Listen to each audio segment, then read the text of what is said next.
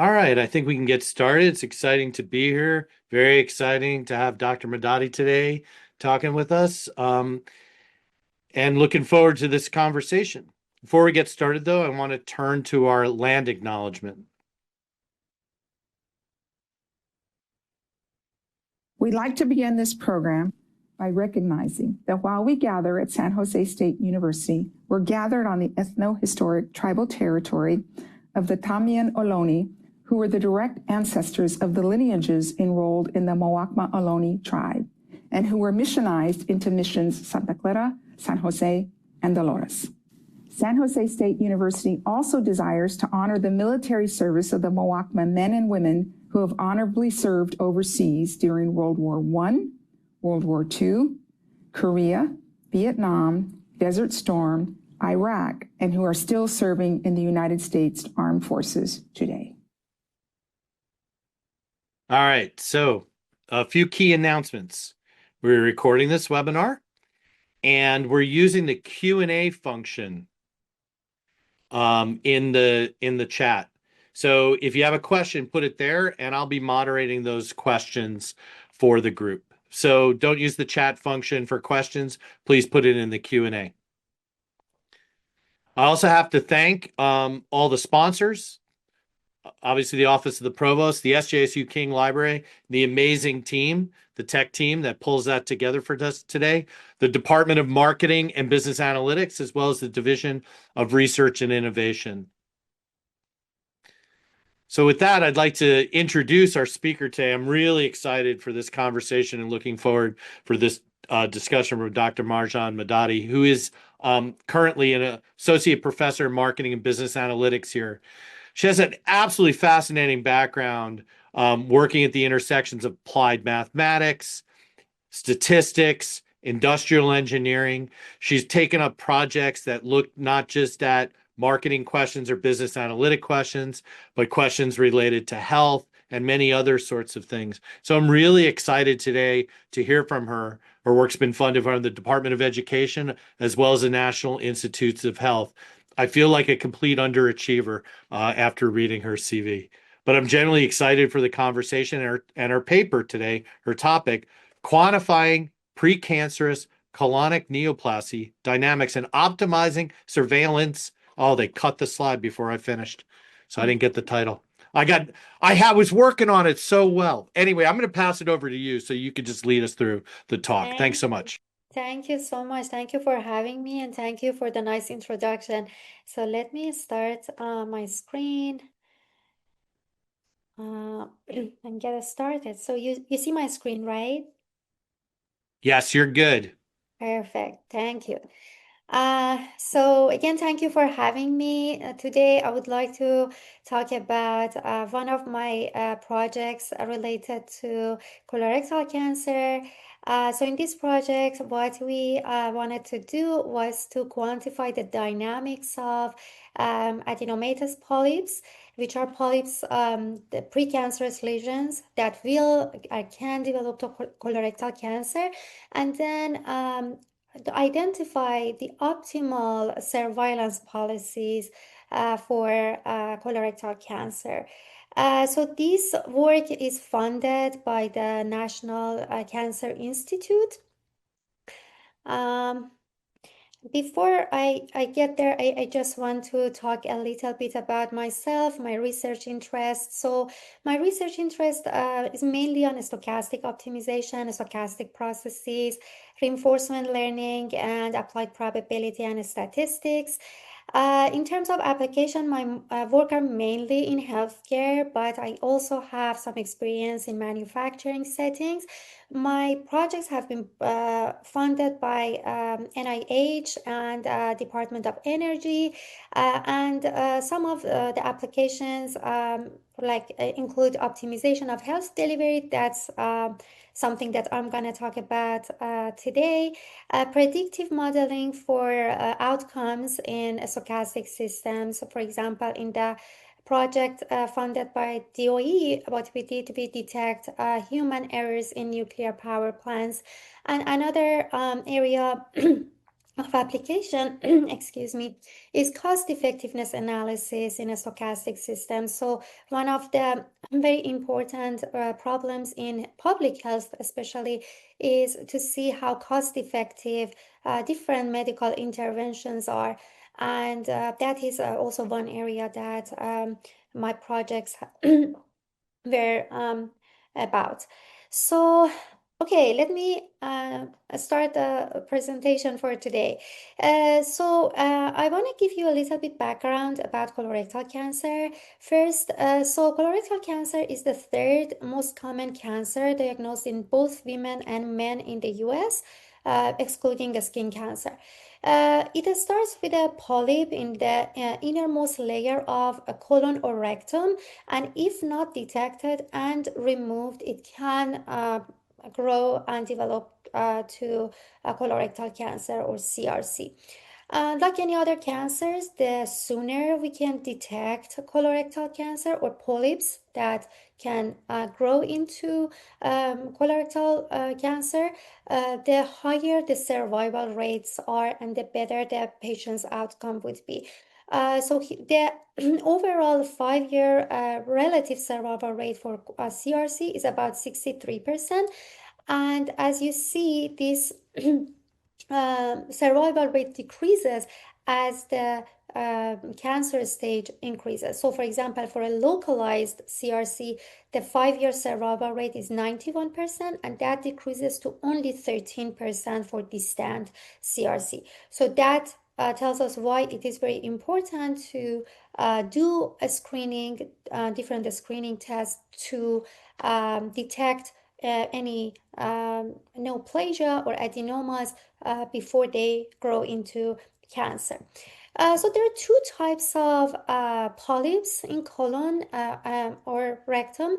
Adenomatous polyps, so these are precancerous polyps that, if again not removed, can grow into cancer. And we have also hyperplastic and inflammatory polyps. These are usually doesn't pose significant risk to patient, and usually they are benign. So in this study, we are only focusing on adenomatous polyps because they can grow to CRC. Um, there are different types of screening tests for colorectal cancer. I put the most commonly used ones here. So the first two, FOBT and FIT, these are stool-based test where we get a sample of a patient's stool and inspect it for any sign of blood. So any sign of blood can indicate presence of adenomas or colorectal cancer. And the last two, colonoscopy and CT colonography, these are visual based. So in colonoscopy, which is the gold standard for CRC screening and also the most invasive test, what the physician does, they insert a colonoscope into the patient's colon and inspect it for any abnormalities. The good thing about colonoscopy is that as they do the procedure, they can remove any abnormality. So it adds another layer of prevention because removing those decreases the patient's risk of developing colorectal cancer. And colonography, that's also a visual based test, but it's non-invasive because we only virtually inspecting the colon. But if any abnormality is found, then they have to do a follow-up colonoscopy to remove those abnormalities. So here is a visual presentation of colonoscopy. So again, a colonoscope insert into the colon to inspect it. And here you see that this is a polyp that is being removed from the patient's colon.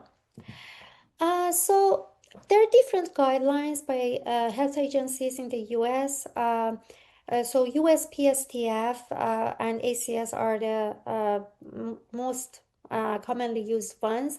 So these two recommend the screening age between 50 to 75, and depending on the type of screening, the invasive, the level of the test being invasive, the frequency, of course, is different. So FOBT, FIT, the stool-based test, they're recommended to be done annually. A colonoscopy every 10 years. FS, which is flexible sigmoidoscopy, similar to a colonography, combined with FOBT, so FS every 10 years and FOBT every 3 years. And FS and colonography every 5 years. For patients 76 to 85, that should be decided case by case. And for patients older than 85, the USPSTF recommends against colorectal cancer screening because of the comorbidities and the risk that these tests may pose to the patient. American Cancer Society guidelines are also similar, in line with the USPSTF.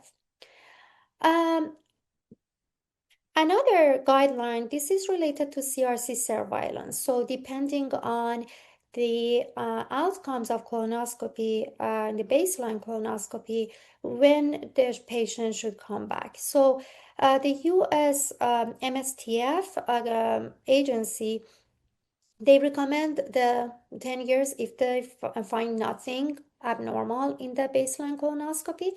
If they find 1 to 2 adenomatous polyps that are smaller than 10 millimeters in size, the patient should return in 7 to 10 years. 3 to 4 adenomatous polyps that are less than 10 millimeters in size, the patient should come back 3 to 5 years. And if they find any large adenomas, so greater than 10 millimeters, or they find more than 5 adenomas, regardless of the size, the patient is recommended to return in 3 years.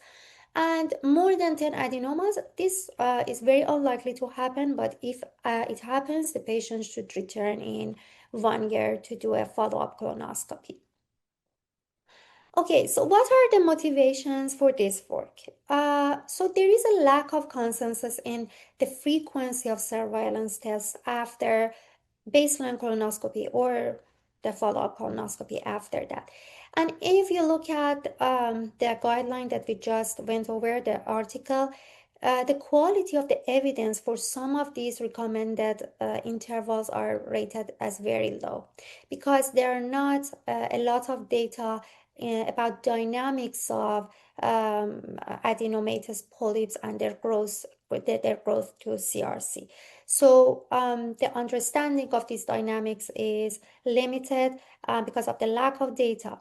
And another important factor here is age. So age is a very important risk factor.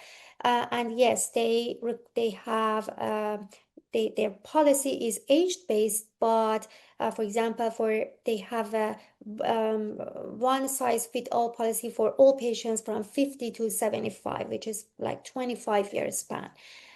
So there are some unknowns, there are some areas for improvement, and again, there is a lack of consensus on the frequency of these surveillance tests. So what we did in this project was two things. First, we used colonoscopy reports from 4 different VA hospitals to quantify the dynamics of adenomatous polyps and their progression to CRC.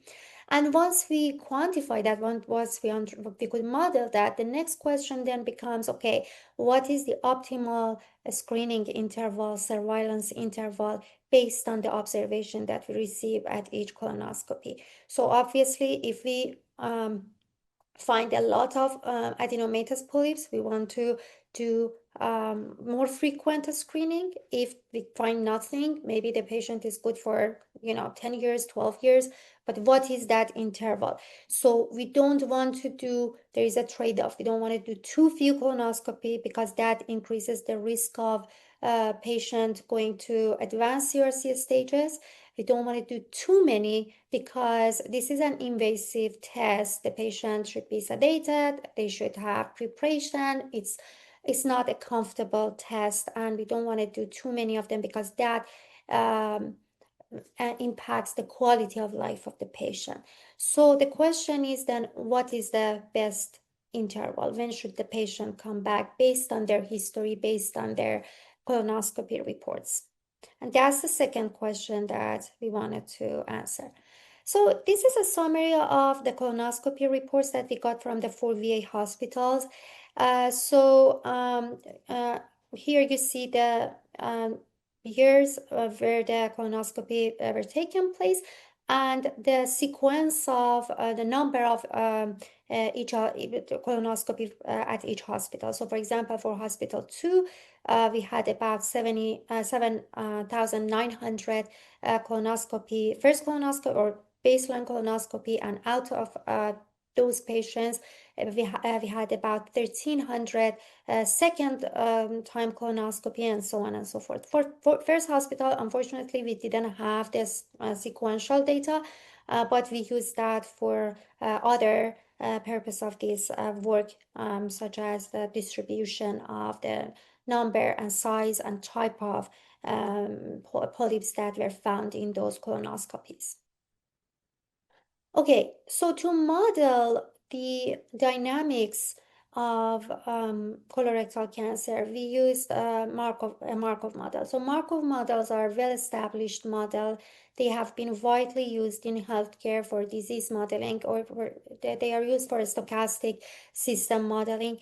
And the concept is easy, at least the baseline concept is very simple. So the system is modeled as a set of states that they can be in at any given time. So we show that by S, and there is an agent or decision maker that make a decision at any time epoch, at any time period. That action has an interaction with the environment, with the system, and may result in the change of a patient, the change of system, in this case patient state, and it also can result in a reward. The reward is fed back to the agent, the new state is fed back to the agent, and this process is repeated until the process is terminated. So we use the Markov chain because, again, they're simple, they're widely used for modeling natural history of disease. So we use a Markov chain model to model the CRC natural history. And by that, I mean, if we don't do any interventions, no screening, how would this disease, or how would polyp will develop, how fast they grow when they become colorectal cancer. Okay. Markov models are also very useful for modeling uncertainty in progression, so the dynamics of the system, and they also facilitate intervention modeling and outcome modeling. So the interventions are the actions we take, and the outcomes are the rewards that we are receiving in this process. So to model CRC, so here is a natural history of a single adenomatous polyp. So a patient may have multiple of them. This is just showing one adenomatous polyp dynamics. So the patient may have no polyp, then it may grow a small polyp that can grow to medium. From medium, it can become large. If not removed, detected, it can grow to cancer, localized cancer first, if not treated, regional, if not treated, distant, which is the most advanced cancer state or CRC state. So based on our data, the probability of observing more than 6 adenomatous polyp at this one time, one colonoscopy, is very small, less than 3%. So for simplicity, we assume that a patient can have up to 6 polyps at a time. And we use the 1-year time step in our model. So each time this progression to the next state, to large, medium, it needs 1 year to happen. Okay, so we assume a 1-year time step in our model. So another uncertainty related to this problem is colonoscopy itself. So colonoscopy is not a perfect test. You may miss polyps when you are inspecting the colon, okay? And that's a function of a lot of things. But based on the previous studies, for the colonoscopy sensitivity depends on the size of the polyp. So if you have a small polyp, the probability that during colonoscopy you can detect it is 70 to 80%, meaning that you have 20 to 30% chance that you miss that polyp. For medium polyp, the probability of detecting 85 to 90, and for large polyps, that is more than 95%. But there is still chance of missing this. And again, that adds another layer of uncertainty that what colonoscopy tells us is not necessarily the actual state of the patient. For example, I may do colonoscopy, I see only 2 small polyps, but there were 4 polyps actually, 4 small polyps, and I missed 2 of them, right? So we had to take that into consideration as well. And partially observable or hidden Markov models help with that. So instead of having modeling the patient state directly, we are modeling that using probability distribution. Okay, so we don't know for sure what is the patient state, but based on the observation that we get through colonoscopy, based on the colonoscopy reports, we can use that as a proxy to estimate the patient state or the probability that patient is in a specific state, to put it more specifically. So let's talk about the different elements of the Markov model that we used. So again, the first component is a state. So for our problem, we used a set of shown by S of P, which is a 3-tuple, so a vector of length 3 that shows the number of small polyps, number of medium polyps, and number of large polyps that at each period a patient can have. Okay, and we assume that we can have up to 7, so 6 or less polyps at a time, and so that resulted in 84 different states. Okay, so for example, if the patient has only 1 small polyps, that would be represented by 1, 0, and 0. If no polyps, that would be 0, 0, 0. Okay, and then we have a set of cancerous state, so localized, regional, and distant. The patient, we may detect the cancer, so they may go to treatment state. Treatment when detected in localized, regional, and distant, and the patient may die at any time period, whether it's because of the colorectal cancer or other causes. So in total, we have 91 states in our system. The 2 set of states, the precancerous state and cancer states, those are partially observable, because if I have a patient coming in, I don't really know if they have polyps, if they have cancer, and even if I do colonoscopy, I just get a proxy of what the true status of the patient is, right? So they are partially observable. On the other hand, ST and D are fully observable, because if a patient goes under treatment or if they die, then we know what their state is. So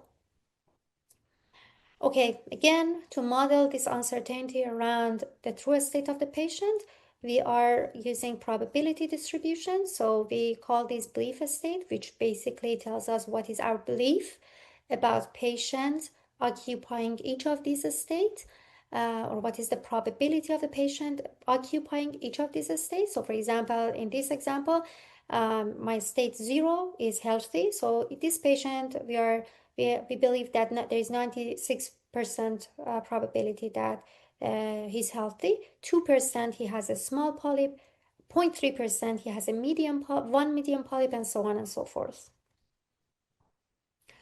So in our Markov model, at each time, at each year, the physician patient should decide.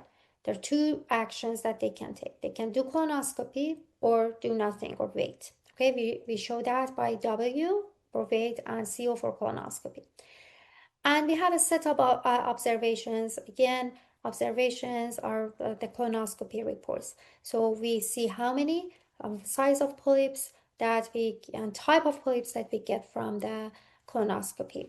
And these are again, these are also similar to the precancerous and cancerous states. Okay, so the CRC dynamics, that is modeled through transition probability matrix, which is another component in Markov models. So basically, it tells me what is the probability if currently I'm in a state S and I take action V, so I do nothing. What's the probability that I go to a state S prime to another state? So that is if we take action rate throughout the patient, throughout the decision horizon, which is 50 to 75, age 50 to age 75, we will have the natural history. And at any point, if the patient gets a colonoscopy, then their next state is also a function of what observation they received during that colonoscopy. So that should be also incorporated into what is the probability that they are in a specific state next year. So to model the uncertainty around the observation, we model that using the information matrix. Information matrix basically tells us what is the probability of having an observation given the system is in a specific state. For example, if the patient has 2 small polyps or 1 small polyp, what is the probability that I detect that small polyp? What is the probability that I observe nothing, right? So those are the two only possibilities if the patient has 1 small polyp. And for that, we use the colonoscopy sensitivity numbers and binomial distribution to model that. So if I have N of S, basically polyps in patient body, and I observe O of S of them, so which O of S obviously is less than N of S because you may not see all the small polyps. Using binomial distribution, what is the probability of seeing only O of S small polyps given that there is N of S small polyps in patient's colon? Okay, so our objective in this optimization model is to maximize both quality and quantity of life lived by the patient. Okay, so that is in the healthcare context called quality adjusted life years. So it takes into account both quantity and quality of patient life. So, for example, for 1 year, if you are in perfect health, that means you have 1 unit of QALYs. Versus if you had to go through colonoscopy or if you had a burden of any disease, the QALYs for that year is decreased. Maybe it decreases to 0.9 or 0.8. And we assume that colonoscopy decreases quality of patient life. Based on previous studies, they estimate that that is almost 13 days in a year. So then that's why we don't want to do too many colonoscopies. Okay, and our objective is at any given age that we have to make the decision, we want to maximize the patient's remaining QALYs. So what should we do to maximize the remaining quality adjusted life years of the patient at that specific time? So we do that through Bellman equations. So here you see the objective value under action rate, the objective value when the action colonoscopy is taken at time t. So I'm not going to go into the details of those, but these are basically where the optimization happens, or the objective value of our model. Okay, so going back to the first going back to the first question, quantifying the dynamics. So basically, in Markov model, that is translated to estimating our transition probability matrix, or TPM. So the challenge with our data was that we had a lot of missing data due to heterogeneity in frequency of colonoscopy by patients, right? So for a healthy patient, they may come back in 9 years, 10 years. Some patients, they had the fewer adenomas, a few adenomas, so they came back in 5 years. And some patients, they had to come back next year. So there were a lot of missing data in our sequential data. And so to tackle that, we took a simulation approach to estimate TPM. Specifically, we used this paper cited here, which proposes a Monte Carlo Markov chain algorithm to estimate. It's used as a Bayesian inferential approach to estimate TPM. So we had to change it a little bit to make it consistent with what we needed, but the overall concept is that we iteratively impute missing data based on the current estimation of TPM.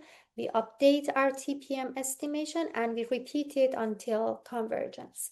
So we validated our TPM estimation using the SEER data from the NIH, using the CRC incidence, CRC mortality, CRC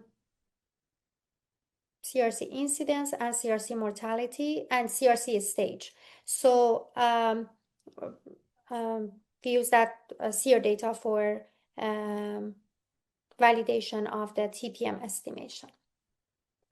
So after quantifying the dynamics, next step was to solving our POMDP model, Markov model, to find the optimal strategy.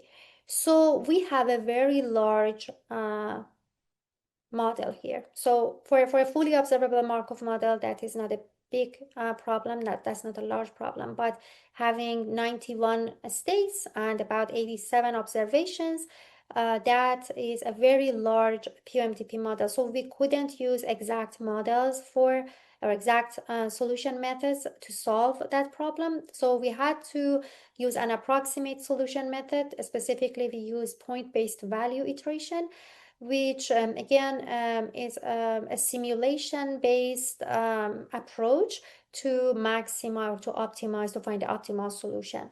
So I'm not going to go into the details of that. The flow chart is here if you're interested. Okay, so let's look at some of the results.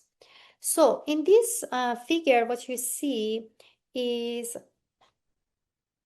based on the patient state and age. If I have a snapshot at age 50, and if I know under the assumption of full observability, so I know what is the patient state, I remove that uncertainty around the patient state. What would be the optimal action? So here the light blue represent action weight, dark blue is colonoscopy. So you see that when the patient is healthy or has only one small polyp, then the action is to just wait regardless of patient age.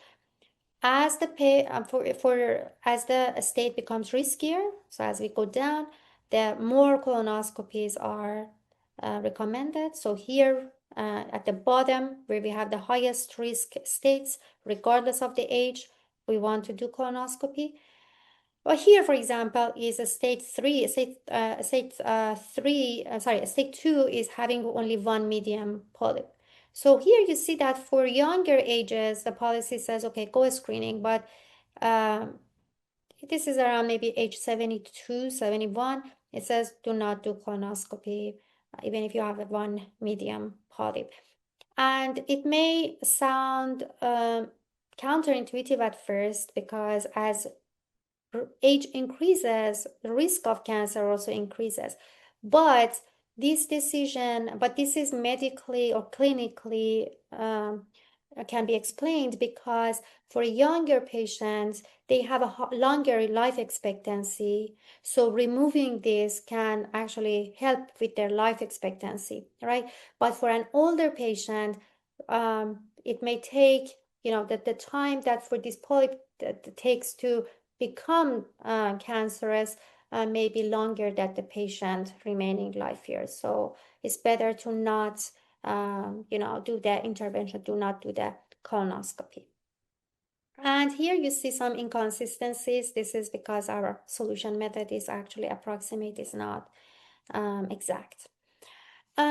So here you see the simulation results. So what we did, based on the TPMs or the dynamics that we modeled, we modeled 10,000 patients, their natural history, and then we simulated these patients' state and reward on their no colonoscopy, colonoscopy every 10 years, and optimal policy. Okay, so and here you see the mean plus minus their standard deviation for these 10,000 patients. So the optimal policy resulted in higher QALYs compared to colonoscopy every 10 years and no colonoscopy. And here you see the p-value results for the t-test that we did. So basically, optimal policy is better, is statistically, the mean is statistically higher than colonoscopy every 10 years and no colonoscopy, and colonoscopy every 10 years is statistically, the mean is statistically larger than no colonoscopy in terms of QALYs.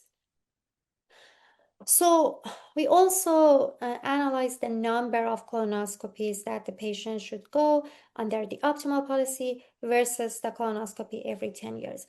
So here is the optimal policy. So you see that for the under the optimal policy, most patients had to do only 2 colonoscopies, right? And after that, 3 was the most frequent. Some patients did only 1. Consider that these patients, many of them may have died before they get to the next screening age. So that's why we have 1. And only a few had to do 4 or 5 colonoscopies, right? And this is every 10 years. So here, that means a screening at age 50, 60, and 70, right? If they start at 50. So you see the majority had age 3, 3 number of colonoscopies, and that decreased, like then 2 and then again 1 means that they died before their next colonoscopy, the majority of them.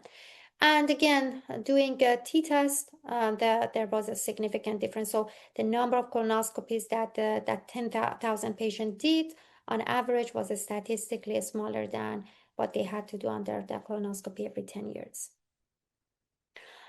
In this slide, you see the time to next colonoscopy based on the optimal policy and baseline colonoscopy at age 50. So again, I'm just looking at the snapshot at age 50, okay? So here on the x-axis, you see the observation, on y-axis, you see time to colonoscopy.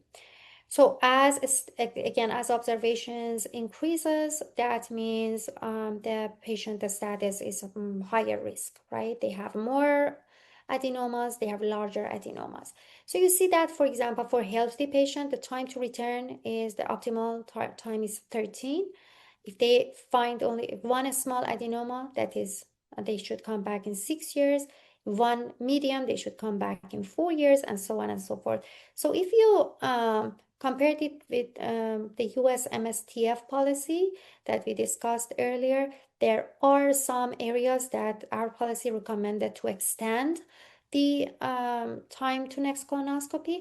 And for the majority of states, actually we recommend if they are in higher risk, we recommend a shorter, 1 year to 2 year interval for them to come back. So I only have, I think, 5 minutes left, so I'm just gonna try to speed up. So, and next I'm gonna just show you a couple of sample paths for our simulated patients. So here, what you see, the blue line is the natural history of patients. So under the orange is the path under optimal policy, and the green line is the path under every 10 years. So the dashed blue line is when they should go for a screening based on the optimal policy. So this patient at age 50, they had 4 medium polyps, okay? And when they did the baseline colonoscopy, they found only 3 of them, so 1 was missed, okay? So based on this observation, because this patient is considered kind of risky, the optimal policy recommends that they come back in 3 years, where they actually detect that one missing medium-sized polyp, and then because here the observation is not as risky as the first one, now the interval for them to come back increases. So now they have to come back at age 61, where they receive nothing, so they find nothing, no abnormality, so they don't have to come back again. Versus if they go under so here the number of screening, the number of colonoscopies prescribed by the optimal policy is the same as every 10 years, right? We have 3. But using this, we are able to improve the patient quality slightly. So this is another patient. This patient has a very high risk. So the optimal policy actually recommended 5 screenings instead of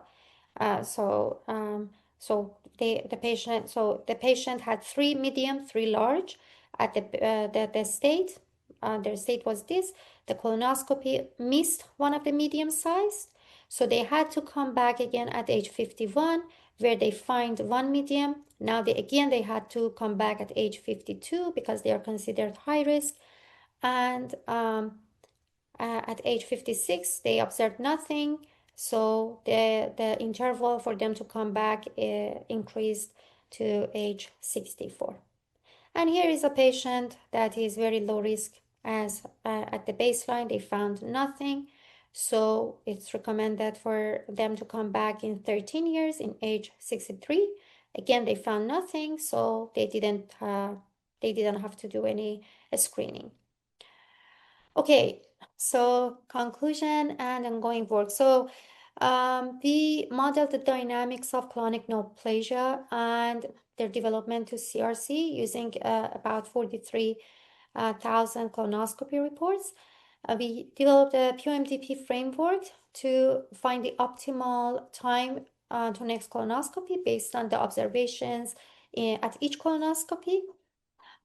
So the identified optimal policy based on the simulation result resulted in higher expected QALYs, fewer expected number of colonoscopies, more granular and age-specific surveillance policy. We can save up to 20%, 21% in colonoscopy screening cost compared to every 10 years because we are doing fewer screenings. And for the 10,000 patient, the saving in QALYs translate to 259.3 almost quality adjusted life years. So ongoing work, we are building the simulation to compare our result with the US MSTF surveillance guideline and see how we perform in comparison with that policy. Thank you so much for your attention. So I think I have 15 minutes for question and for Q&A. Awesome. That's fantastic. I think we can probably take the slide down and keep you pinned on the screen here. This is fantastic. So one of the first questions is, how has the equipment used for detection changed over the years? Do you have a sense of the efficacy of the equipment, and if that affects detection levels and so forth? It does. I'm sure I really don't know the answer, but I am sure that the sensitivity and specificity of these screening devices increases over years. And I'm sure that, the result might be sensitive to those. So we worked with the most recent data on sensitivity and specificity of colonoscopy, but I'm sure that, for example, the device that they're using now should be more sensitive and specific compared to what they have 10 years ago. Awesome. If you want, Marjan, you can stop sharing your screen Oh, and then yeah, yeah, perfect. There we go. sorry. Yeah. And so oh, it is interesting because I think the second part of the question is like, well, I've been to the hospital and it doesn't seem like the equipment has changed at all. And in fact, my grandfather passed from colon cancer. So Oh. it's a history for me. And I know that detection and early detection is critical. I a second question is how have you seen any of this work taken up in the policy community? Have you seen a response from the medical community when you're making these presentations and so forth? And what are the thoughts? Because it's interesting to imagine, extending past the 10-year deadline, but there's a lot of good reasons to not go through this if you can extend it. So just some thoughts there, reactions to your work. So yeah, unfortunately, the impact is very gradual, right? So there must be a lot of studies, a lot of publications for health agencies, decision maker, policy makers to consider these and make changes in their policies.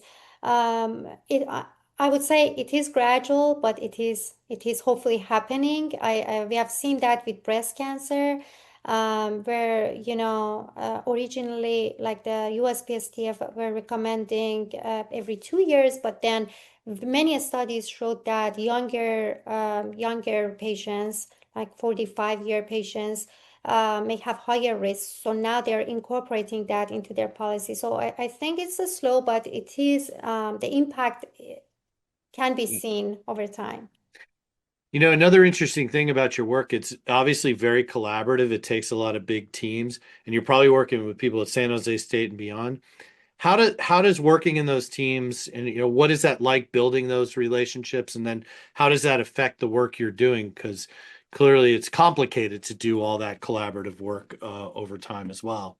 Yeah, sure. So yeah, this is a very multidisciplinary. So I started this project at Louisiana Tech with a colleague from chemical engineering, and so actually he was responsible for collect for extracting those data from the colonoscopy reports.